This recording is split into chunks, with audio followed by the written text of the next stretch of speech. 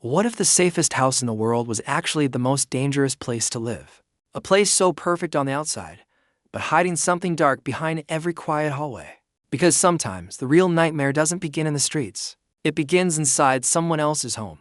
A young woman stands at the gates of a huge, beautiful house. The kind of place people only see in magazines. Tall windows, clean white walls. A perfect dream home. Her suitcase is small, but her past feels heavy. She takes a deep breath and walks forward. This is her new job, a fresh start. She is the new housemaid. She tells herself this is her chance to escape everything behind her. No one here knows who she really is. No one here knows what she's been through. Inside, everything feels too quiet. The floors shine. The air smells like expensive perfume. The silence is almost loud. Then she sees her employer, a graceful woman with a calm smile. Her voice is soft, welcoming. Almost too welcoming. She introduces herself like everything is normal, like this house is full of peace. But something in her eyes feels strange, like she is watching more than she is speaking. The maid is shown her room, small, hidden away at the end of a long hall. The door closes with a slow click. Suddenly, the house feels different. Not warm, but cold. She hears a faint sound upstairs. A door shutting, a whisper. She looks around, confused. But when she asks, the woman only smiles again. "Welcome," she says. "You'll be safe here." But the maid doesn't feel safe. Not yet. Because even in the most perfect house, shadows can still live inside. The next morning, the housemaid begins her work. She cleans the spotless kitchen, folds expensive clothes, and walks through rooms that feel more like displays than places people actually live in. Everything is perfect. Too perfect. Not a single photo on the walls. Not a single sign of a real life. It feels like the house is holding its breath. As the days pass, she starts noticing strange things. Certain doors are always locked. One hallway is off limits. The employer's smile never changes, but her mood can shift in seconds. One moment she is kind, offering tea, speaking gently. The next, she is cold, watching in silence like she doesn't trust anyone. Then she meets the husband. He is charming. At first, with a warm voice and calm eyes. He tells her she'll do just fine here. But there's something about him that feels unsettling, like he knows more than he says. Sometimes she catches him standing too close. Sometimes she feels his eyes on her when she turns away. At night, the house becomes even stranger. The maid lies awake, listening. Footsteps above her ceiling. A soft cry, quickly cut off. She sits up, heart pounding, staring into the dark. The next day, she asks if someone else lives in the house. The employer laughs softly. "It's only us," she says. "You're imagining things."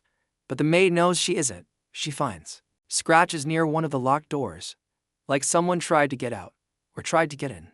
And when she mentions it, the woman's face tightens. "This house has rules," she says quietly, "and you should follow them." The maid nods, but fear begins to grow inside her. Because she came here looking for peace, but instead she may have walked into something she cannot escape. And the deeper she goes, the more the house seems to whisper back. One evening, everything changes. The maid is cleaning the upstairs floor. When she hears it again, a sound coming from behind the locked door. This time, it's louder. A faint banging, a voice trying to speak. Her breath stops. Her hands shake. No one else is home. The hallway feels endless, the silence pressing down on her. She steps closer, slowly, carefully. Then she sees something under the door. A dark stain, like spilled wine, or something much worse. Her heart races. She backs away, but suddenly the employer appears behind her. "You shouldn't be here," the woman says, her voice sharp like a blade. The maid tries to explain, but the calm smile is gone now. The mask has slipped, and in that moment, the maid realizes this house isn't simply strange. It's dangerous. But then the story turns, because the maid is not as helpless as she seems. Flash cuts appear, her hands shaking while holding a hidden phone. Her burning old papers in the sink. Her staring into the mirror like she doesn't recognize herself. Memories of police lights. Screaming. Running. A past she never speaks about. She didn't come here just for a job. She came here to hide. And maybe to find something. The husband begins to show his true face too. His charm fades, replaced by control. He watches her closely, asking questions that feel like traps. "What did you do before you came here?" he asks. The maid stays silent. Meanwhile, the employer begins to crack. Her perfect life starts falling apart. She drinks more. She whispers to herself. She stares at the maid like she is seeing a ghost. Because this isn't just a maid walking into a rich family's home. This is three people with secrets, and the house is about to expose them all. The maid thought she was escaping her past, but now, she may have brought it with her. The final night arrives like a storm. Rain pounds against the windows. Thunder shakes the walls inside the house. The quiet beauty is gone. Everything feels broken, twisted, alive with fear. The maid runs down the hallway, her breath sharp, her hands trembling. Behind her, footsteps crash closer. A door slams, a scream fills the darkness. The house that once felt perfect now feels like a cage. The employer stands in the shadows, her eyes wild.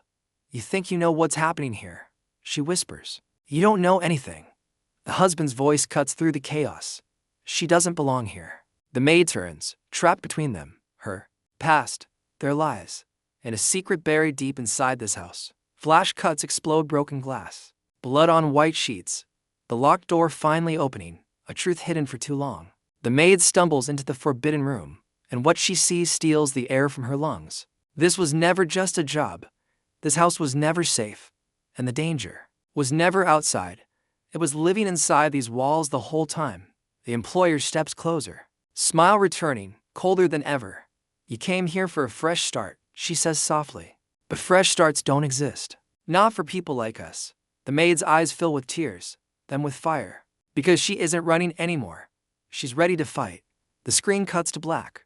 A final whisper. "In this house, everyone is hiding something." The Housemaid. 2026 Sydney Sweeney. A man is Seyfried. Brandon Sklenar. The final secret will change everything.